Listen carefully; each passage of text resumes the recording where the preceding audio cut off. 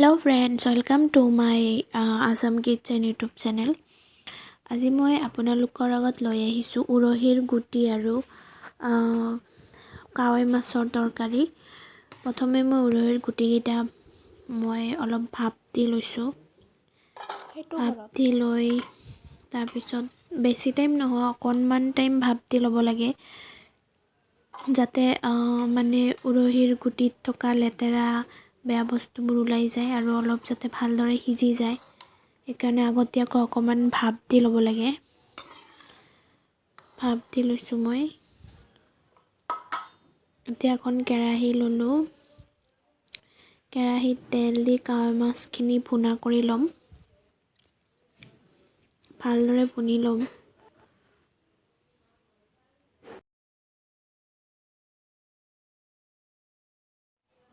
এতিয়া পিয়াজ কাটি লৈছো মই এটা ইয়াত দি দিলো তেলত। পিয়াজখিনি ভালদৰে ফ্ৰাই কৰি লোৱাৰ পিছত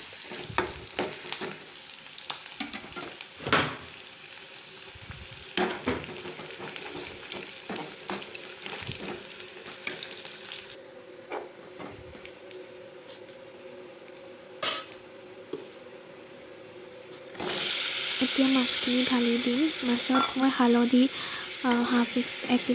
এক চামুচ দিছোঁ, জলকীয়াৰ গুড়ি মই 1.5 চামুচ দিছোঁ আৰু লগতে জিৰা দিছোঁ মই আধা চামুচ। নহৰু ইয়াত সৰু টুকুৰ কৰি কাটি দিছোঁ। এইখিনি চাওক ভালদৰে। আপোনালোকে বটা নহৰু দিব পাৰে।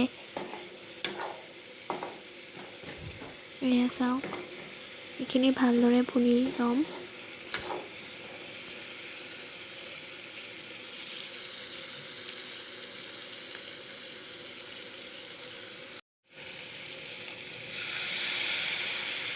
এতিয়া ইয়াত পানী ঢালি দিম। বেছি নহয় আধা কাপ পানী ঢালি দিছোঁ।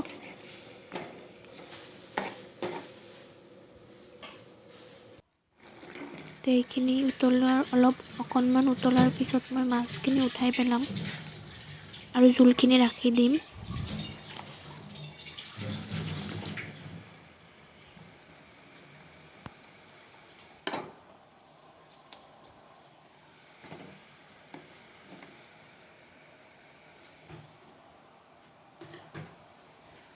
এতিয়া এই জোলখিনিত মই উৰহিৰ গুটিখিনি ঢালি দিম। ঢালি এতিয়া ভালদৰে এইখিনি লৰাই ল'ম। এটা দিব খুজিছিল যে তৰকাৰী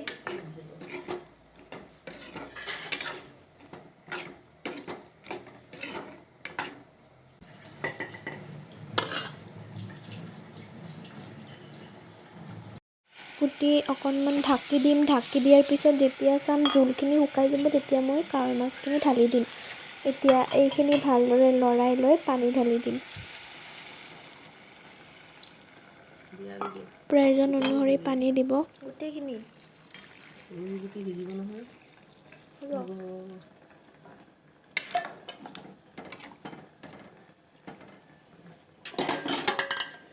এইখিনি এতিয়া ঢাকনিৰে ঢাকি দিয়ক।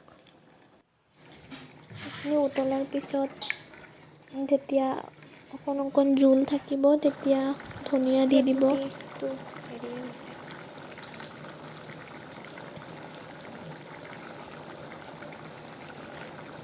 টেষ্টি উৰহিৰ গুটি আৰু মাছৰ তৰকাৰী এবাৰ খাই চাব। কেনেকুৱা পাইছে আপোনালোকে নিশ্চয় জনাব।